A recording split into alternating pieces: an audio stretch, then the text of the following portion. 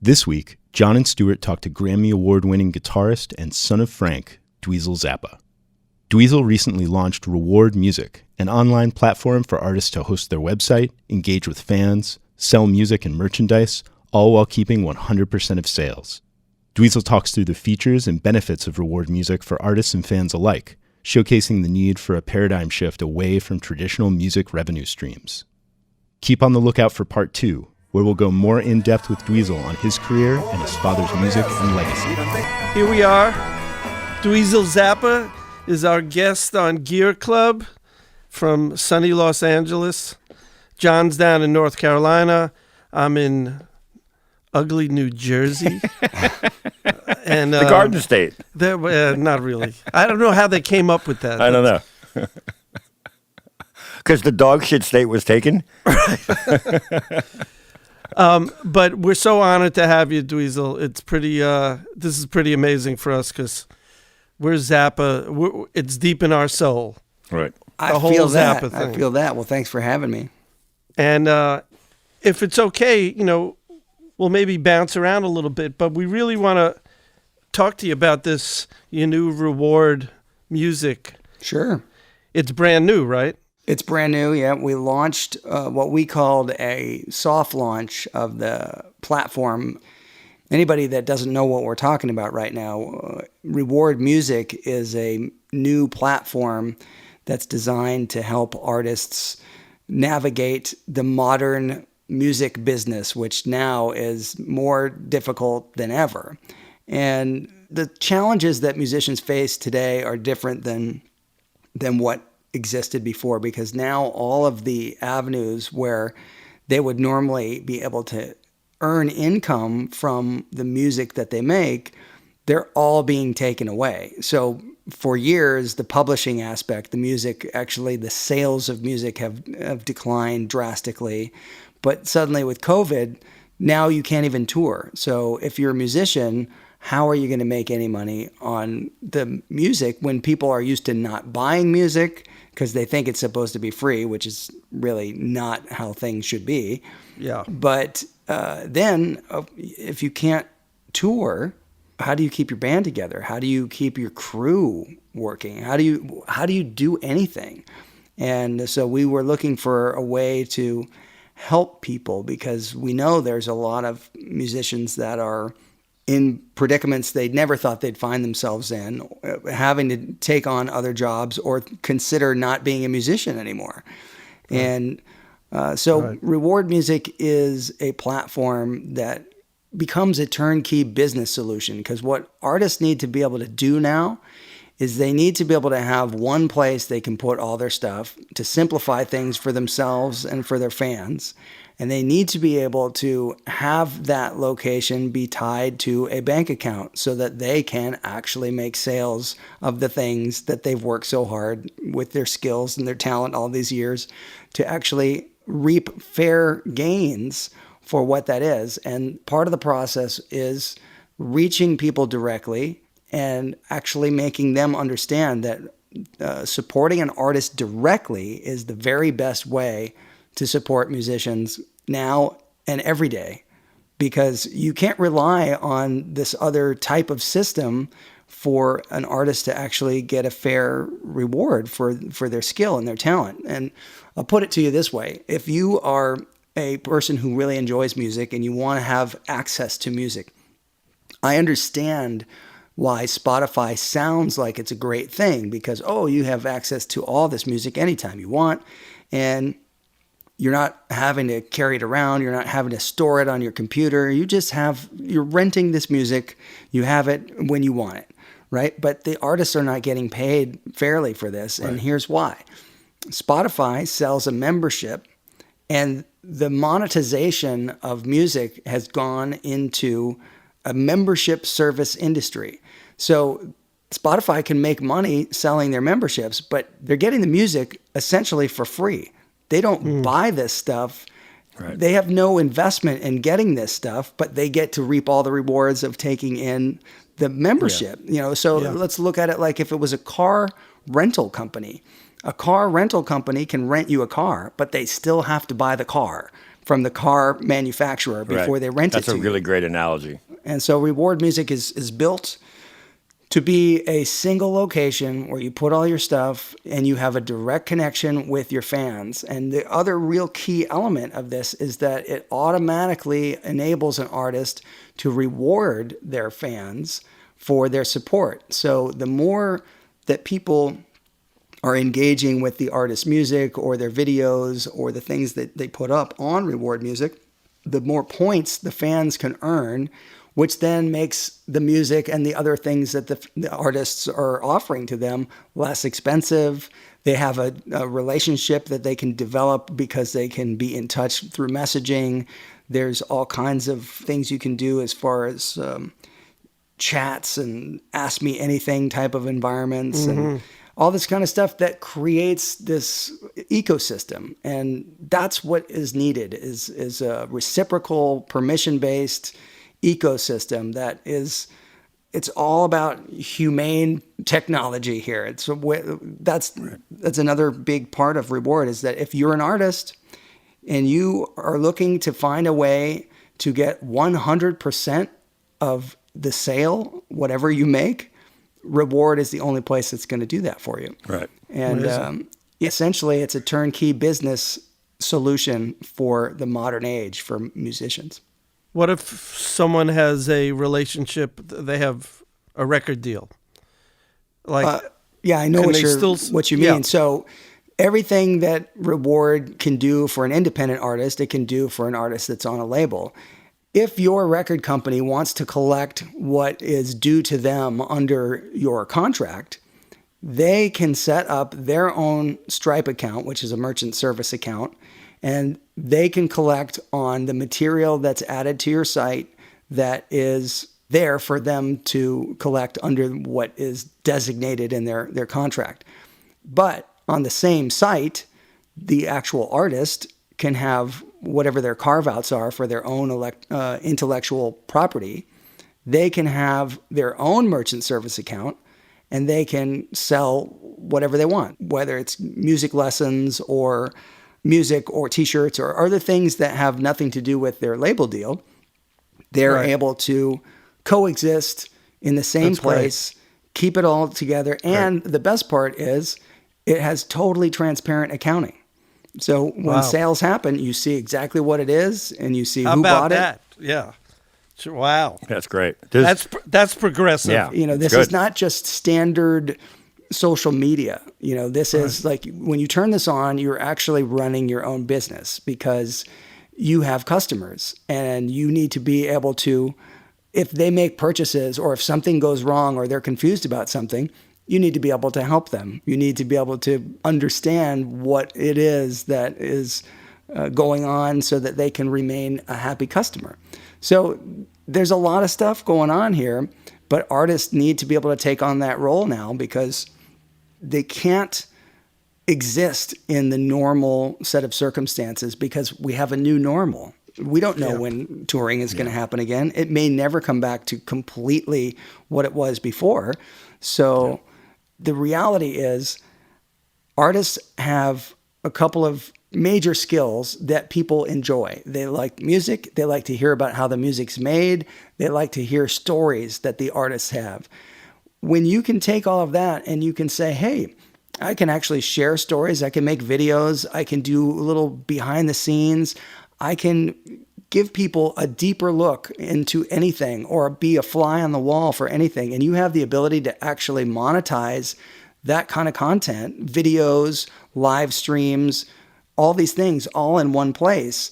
Now you have a whole other way to subsist as an artist because you can be working from home. You can do lessons. You can do group style meetings, like town hall style meetings where it's possible that you could, let's say you were going to do a lesson and you said, oh, I got a space for 100 people. You could have 100 people online with you. Amazing. And do a lesson, and everybody can be asking you questions and all this kind of stuff. So all of this is tied to your own bank account. It's on your own schedule. It's everything that you want to do, and you get 100% of it. Did this concept just come up at a sheer the reality of what's going on? Or had you been thinking about it for a while? Well, my friend who I brainstormed this with, I've known him for 30 years, and he had a company that was already functioning for the last about 20 years as a web hosting company. And it's hosted many huge websites, and they had all these capabilities. But what we wanted to do was hone in on something that could be very specific to musicians and the music industry, because the tools were already there. They just needed to be shaped in a way that could be beneficial. And so we actually started thinking about it and working on it almost, I think it was about a year and a half ago.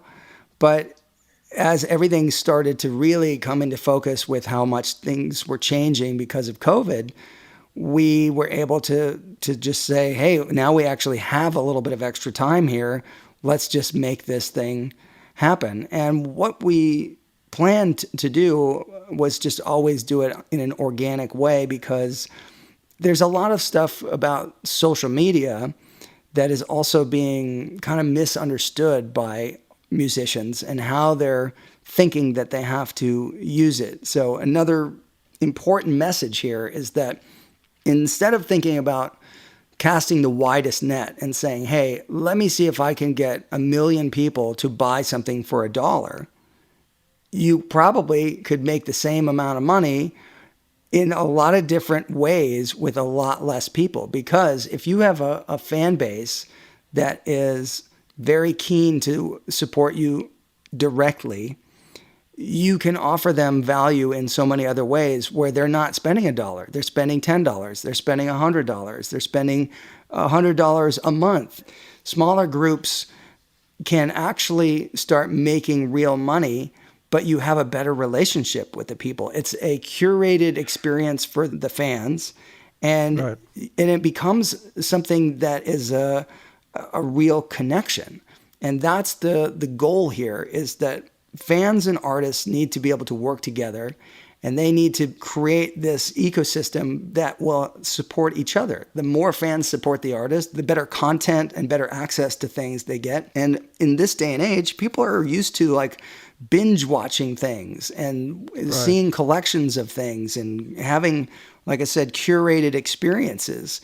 And if you're a good storyteller and you can make content on a frequent basis as an artist, there's value there. If you can give music lessons, there's value there. All of these things are things that artists couldn't really find a way to make it all work because it's too just disjointed. There's so many places they have to be considering using. So if you're an artist and you think, well, I got to use Twitch, I got to use Patreon, I got to use Instagram, I got to use Facebook, I got to use Twitter, I got to use all these things. How am I going to figure out which place I should post what, where, and do I really have different fans here, or what's what? That's what social media has become for artists. It's like you have a website and they tell you to go 7 other places. Right. But the people that are doing really well in terms of the educational side of things in music, you see so frequently, even like with mix engineers, for example, you see people that are making great video content and they'll say, yes, I'm making these videos for free. If you want to support me, come to my website and get this course and this, that, or the other. There's no difference for an artist to do something like that. Like, hey, I'm making my best music. I'm doing all of these things. If you want to support me, come to me directly.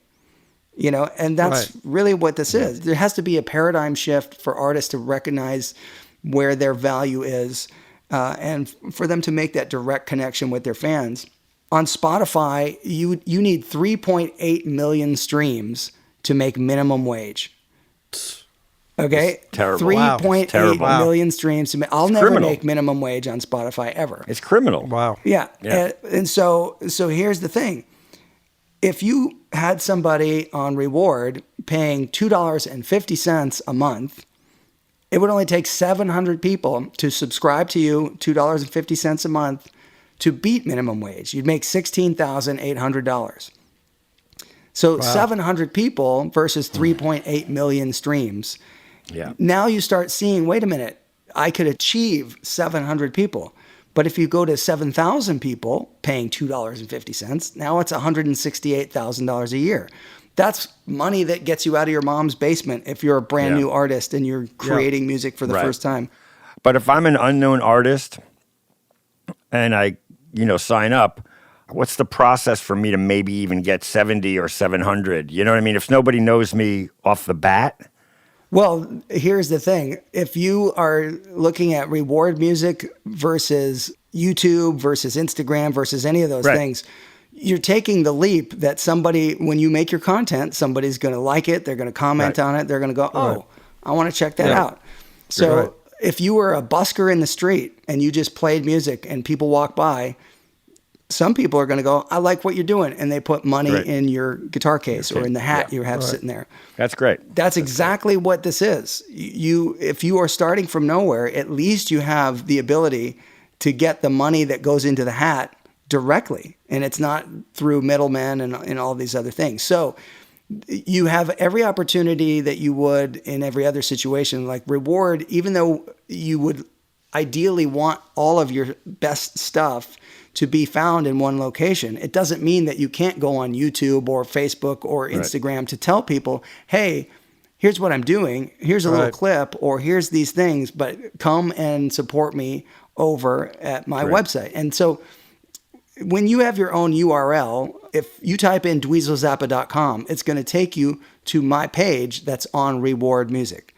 So when you have your own website, you don't have to continue to pay for or run a website anymore. The Reward Music becomes your website, and it has all of these other features. We're trying to make it so you can have this integrated systems operation stuff where you don't have to have a bunch of different things. And because what a lot of people don't realize is if you're an artist, you have to run a website, you have to have like a mail system, you have to have a lot of other things that give you the ability to reach people. So you might be using other platforms to do streaming or event stuff. But Reward has all of that all in one place, and it's only $20 a month to begin with. But if you had to buy all those other services, have a website, have MailChimp or Constant Contact or some of these other things, you run into like a list of 8 or 10 platforms that you would have to try to make work together and pay for separately, which then become way, way more than $20 a month. And so for somebody that's starting out, if you're spending $20 a month, and what we're doing right now is we're giving people a month free, and then if you spent, let's say you tried it for 6 months, you're spending $100 over 6 months to try to be able to create this ecosystem with your fans and create sales and generate things that happen in this one location. And chances are very good that you're going to be able to pay for your $20 a month if you are creating consistent content, storytelling, all these things. In a 6-month period of time, you should actually be able to see that you can make sales with your music.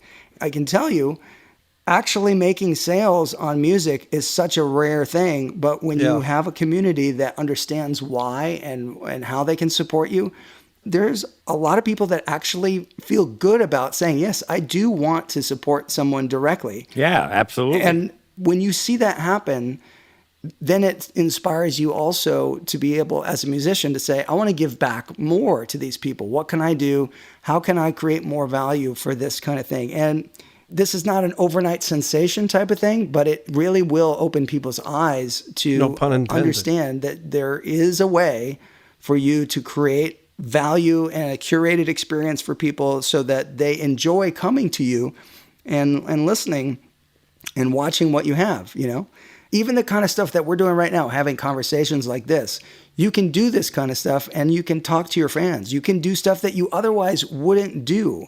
It becomes more human and it becomes more integrated and connected. And that is an important feature to this. This is really kind of great because it sounds like it was inspired pre-pandemic, totally is what's needed right now, but also it'll live beyond it.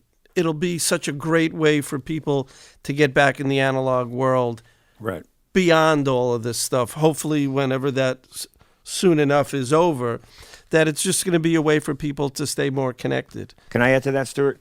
Yeah. Because I think about the zeros, the decade of the zeros, and I was involved in one or two records that got leaked, accidentally.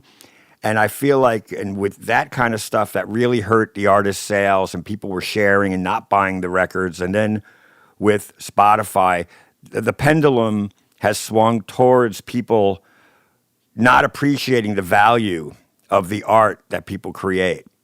And I feel like your thing maybe hopefully swings the pendulum back, where people just say, we really need these people to create beautiful art, and they should be paid. They shouldn't be starving. You know what I mean? I think that's really important.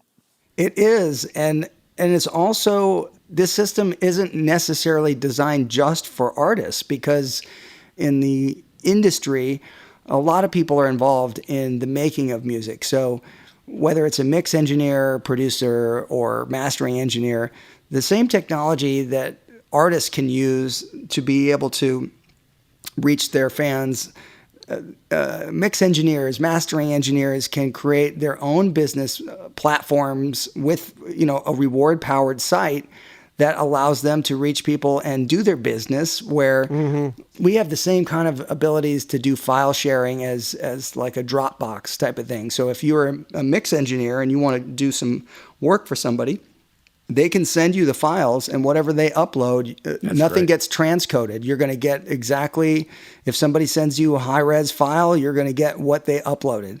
And you can send it back to them after you finish mixing it. But you have this integrated business system where your bank account is attached to it, and you can just make your rates, and you can reach out, and you can make your videos and say, hey, this is my favorite way to mix. You can create all of these kinds of things and put it all in one place, so that you have your ability to run a business. You can teach people why they should like what you do and choose your services.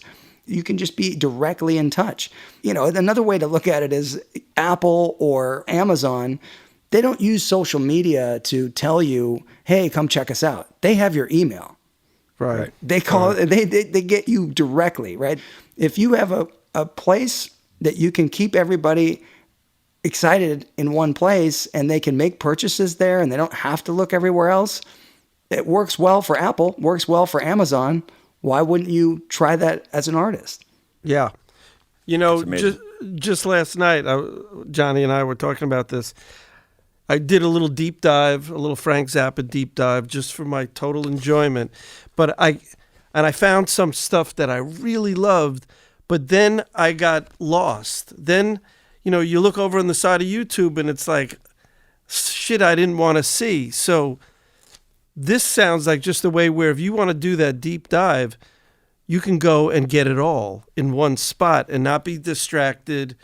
Here's the thing to keep in mind. If you go to a place like Spotify or Facebook or Instagram, for example, you are entering that world, and everything's interconnected. So you can go from profile to profile. You can write a message here. You can post a little comment on this, that, or the other, and you can go from place to place because you're inside that world that is owned by those companies. So it's a single location with thousands and thousands of other destinations within it.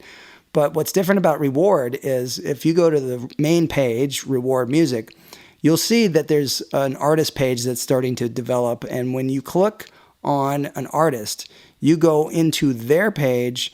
It's as if it's their own website.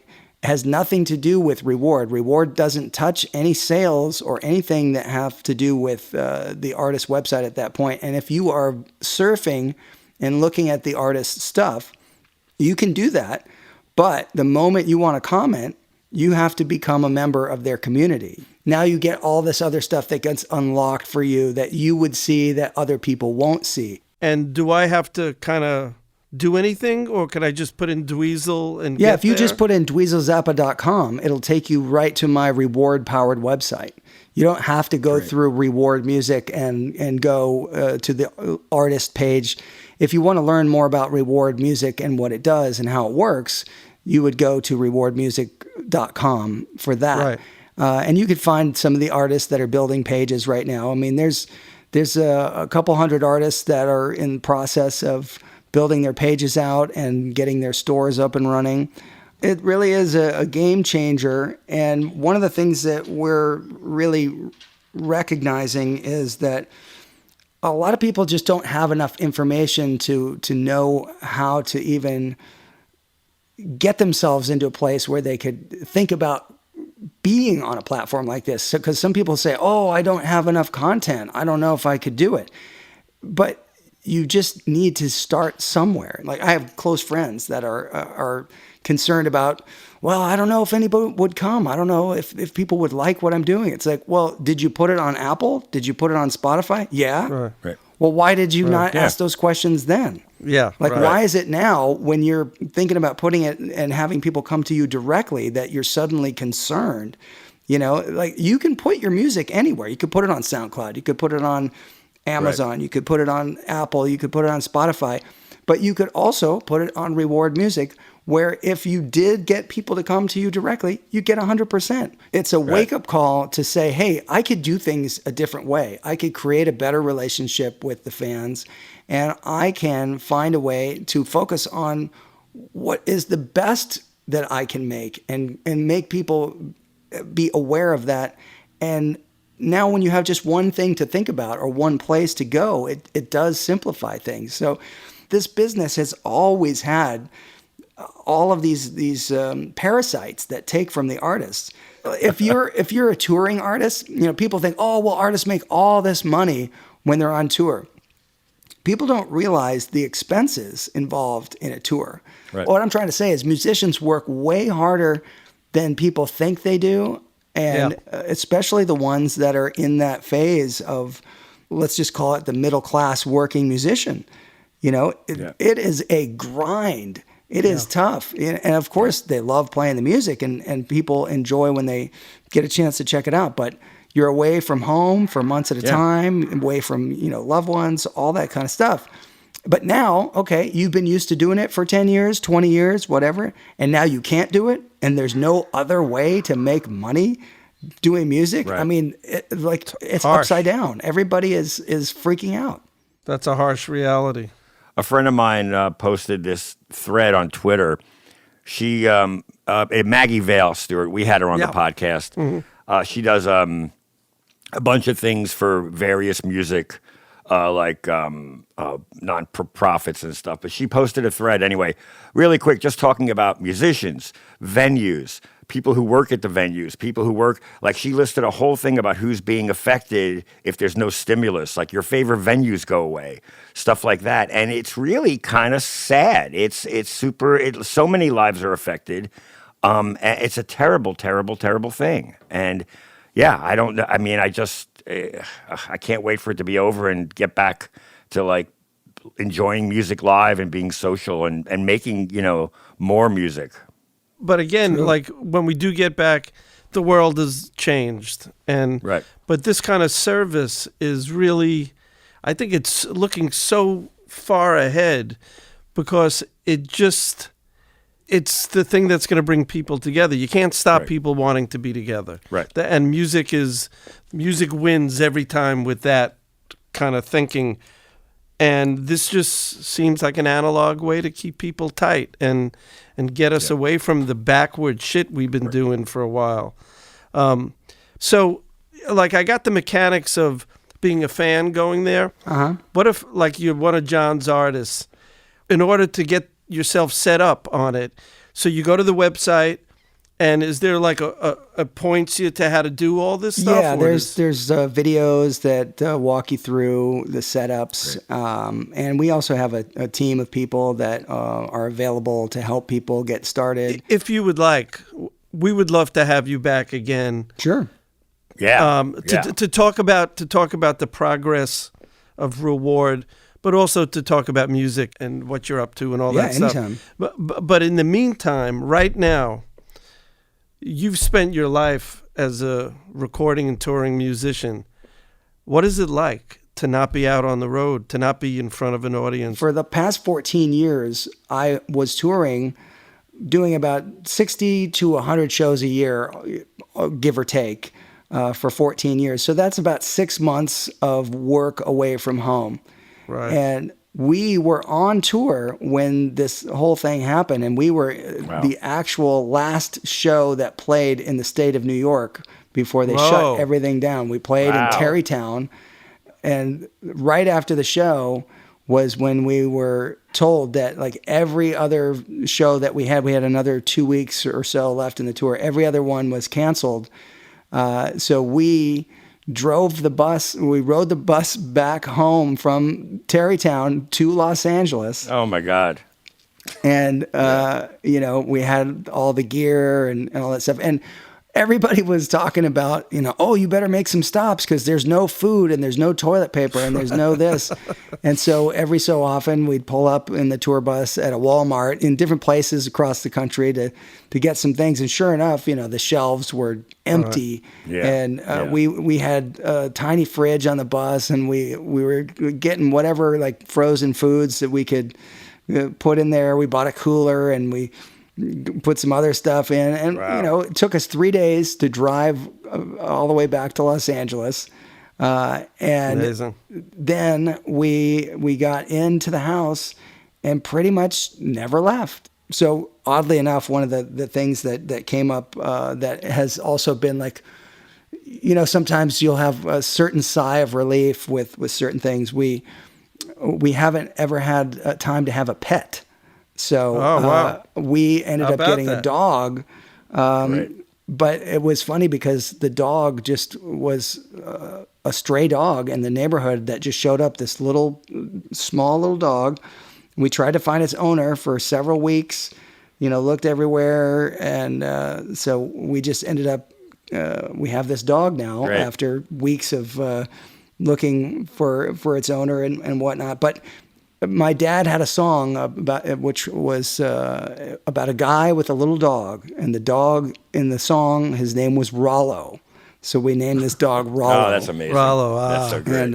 And Rollo is fantastic. He's definitely something that was unexpected from all of this, but he's something beautiful came from it. Yeah. The history of this year is going to be intense. But there will be a sound of the pandemic. Like years from now, you're going to go, 2020. Music always has this. During the course of the history of recorded music, there was a 60s sound, there was a 70s, there was a rock thing, there was a folk thing.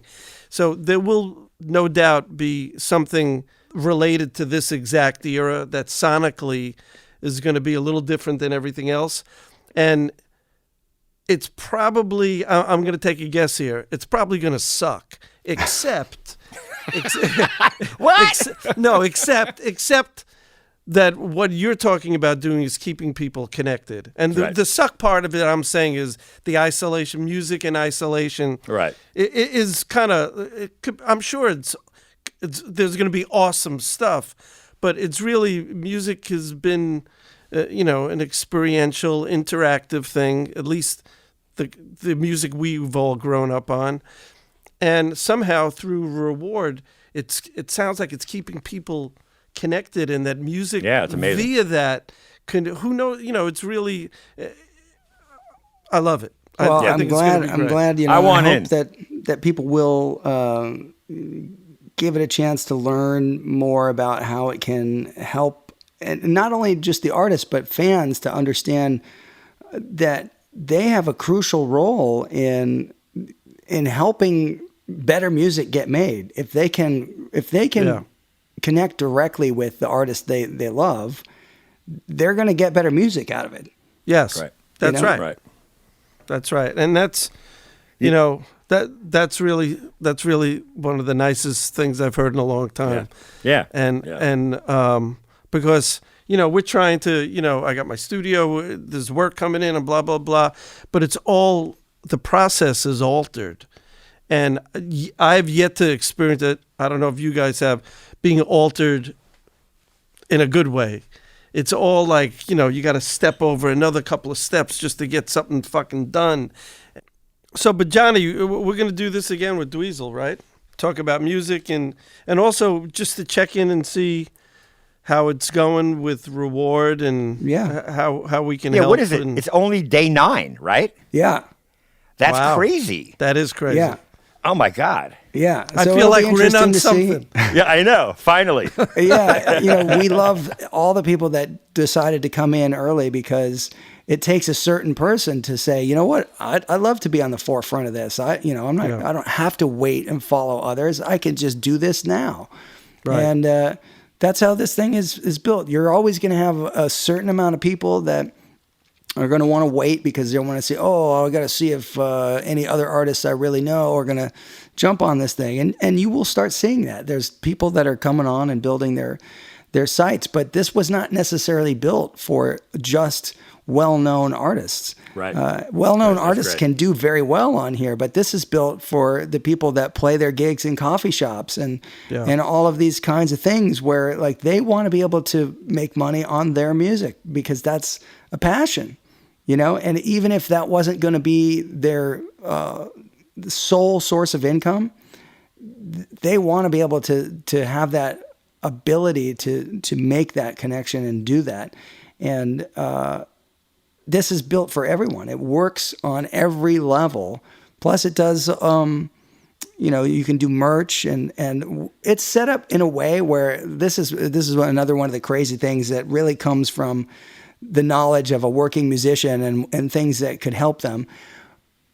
If you use Reward Music to do your merchandise, it will automatically calculate all of the taxes in all 50 states and it will spit it out to QuickBooks. Great. Wow. That's genius. Oh my God. Wow. I mean, you guys thought about so many different, that's deep thinking right Yeah. there. That's great. That's great. Yeah, it's crazy stuff. I mean, we really are trying to make something that has never been made before and made Right. so that it can help people and do it in the easiest way possible. I guess Zappa is the gift that keeps giving. Yeah. And Yeah. for great. decades and decades, and this is pretty monumental. And we're just honored to be Yeah. here with you in its inception, and so great to meet you. Appreciate And it. Thanks. I look forward to our next hang. If I know, it'll be Stuart, fun. I have to say for myself, I was so nervous leading up to 2:00 because Yeah. of Yeah. once again, like growing up listening, and just being a fan. And my older brother turned me on to like your dad's early stuff when I was maybe 12 or something. So yeah, I had, I was. But think about that right now. Like a 12-year-old kid today, what would be the equivalent of Frank Zappa for them? Nothing. But I don't even Yeah. know that, and it's Yeah. a quote of your father's. There was this band called the Shags that were Yeah. Yeah. really right. course. So he's quoted on the back as saying, "It brings my mind to a complete halt." This record brings my mind to a complete halt, which I don't know. Yeah. that's pretty good. I think he also said better than the Beatles. Yes. Yes. Yeah. Which is, by the way, fantastic. Yeah, So- but you know what is so crazy about the Shags is that those girls learned to play that music and they actually wrote it on paper. It's like No. they have transcriptions Amazing. of that stuff. And they can That's play fucking it crazy. exactly like the record because it's written to be played No, that way. they can play it amazing. just like nobody can. They can. Let's see what you can do. Yeah, Okay. it's nuts.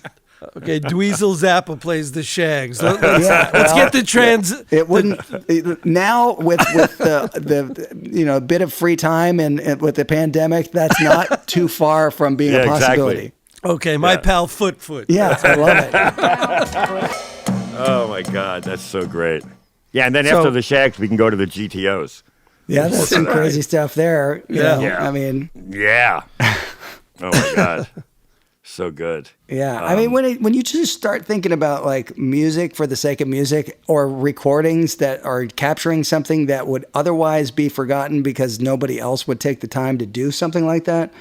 My dad was fascinating in that way where he would just he would see the purpose in things like Wild Man Fisher or the GTOs or these other things that other people might go, there's no commercial potential in that.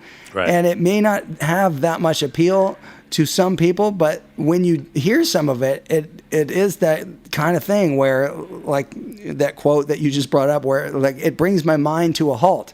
Right. Some things Complete like halt. that, need to happen sometimes for you to be able to recognize why you like stuff and why you don't like stuff. Yeah. And you have to have this critical thinking moment and be aware that, oh my God, if I hadn't heard that, I would not have any idea that could even exist. Yes. Right. And that's the kind of fun stuff that I think is what is so magical about music in general, is that your mind has to take you to a place of understanding on a deep level of what it is. But it could mean something totally different to you than the person who's hearing it standing right next to you. And it's just fascinating to me. And it's another reason why, it really deserves to be held in high regard and recognized for its value. I mean, music is the thing that connects our memories to our life.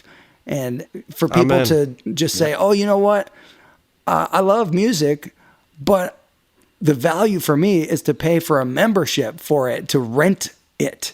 Right. It's like, that's the part that's, disappointing.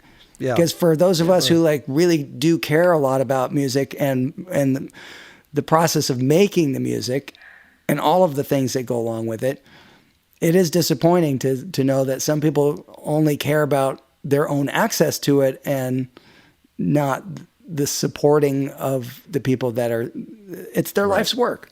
Yeah. Right. That's right. Right. It's true. That's right. Yeah. Well, we'll do it again. Thank you so much. We Okay. will. Well- This is going to be a great thing. Reward Music.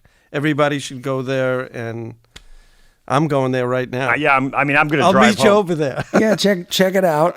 On my site, I'm going to be adding some more stuff to it in the next week. But the subscriber only album that I put together is the thing that has the most frequent new content, because I'm just working on it right now. And as I finish little things, I just put it up on there. So I've added like 5 or 6 things since it started, and probably add 4 or 5 more over the next couple days. But there's a lot of music on there. There's some videos from an upcoming Apostrophe Live concert film. Wow.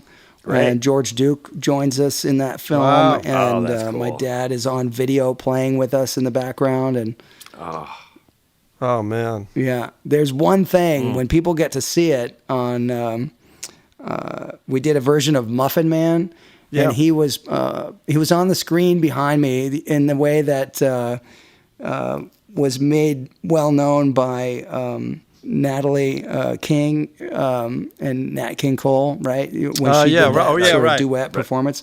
So I had my dad on screen doing a couple of things, playing guitar and singing a couple songs, and we were synced up live because the drummer was hearing the actual performance, the original performance that my dad did, and we would just play to our drummer. So now the video is in sync with the band, and but there's this moment in Muffin Man where we have this footage. There was a movie he made called Baby Snakes. And it's the performance from Baby Snakes where I think it's at the Palladium in New York, and you see somebody throw some toilet paper, and it's like it flies down on the stage, and my dad then picks up this roll of toilet paper and he throws it back into the audience. Now, what we did on the night that we filmed this was we timed it so that when he throws it, we had somebody from backstage throw a roll of toilet paper. So it, like, as he throws it and it leaves the screen, it actually flies out into the audience. But we had a camera set up from like the front house position so that, you go from seeing the screen behind, and then suddenly this actual roll of toilet paper comes in. It's like this three-dimensional break through the fourth wall kind of thing. And it's like, it's freaky, but it's really cool. With toilet paper, nonetheless. Right. Yes, exactly. So is this up on Reward? Yeah, there's a couple videos that are up that show what you will be. It gives you a sense of what the quality of some of these things are going to be, but the actual release of the Apostrophe concert film is not scheduled yet, but it's a really well put together piece and good performances. But if you go on there right now, you can see I put a video of us playing St. Alfonso's Pancake Breakfast. Yeah.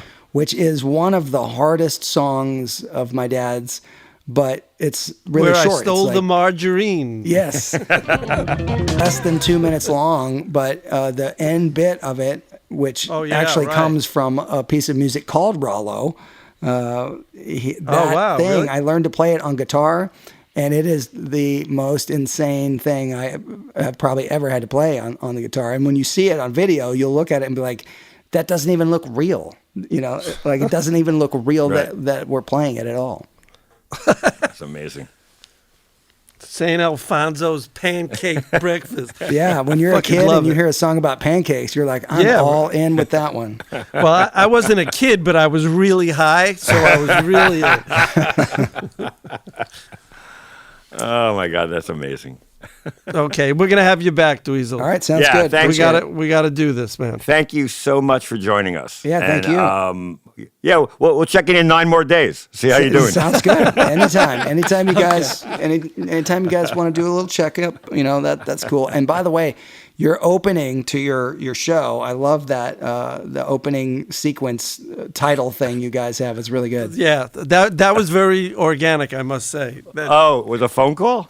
Yeah. That's the Bonzo Dog Band. Yeah. Oh, yeah. Of course.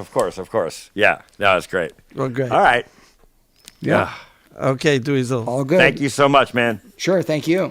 Okay. See you guys later. Dweezil Zappa. Let's talk about it. Take one. Me and Stewie want to thank all you Gear Clubbers for listening to this crazy podcast we do. If you can, leave a review on iTunes. It really makes a difference. And don't be shy. We love hearing from you guys on the social media at Gear Club Podcast. Don't forget to go to gearclubpodcast.com for Spotify playlists, links and photos for the episodes, and my favorite hot sauce of the month.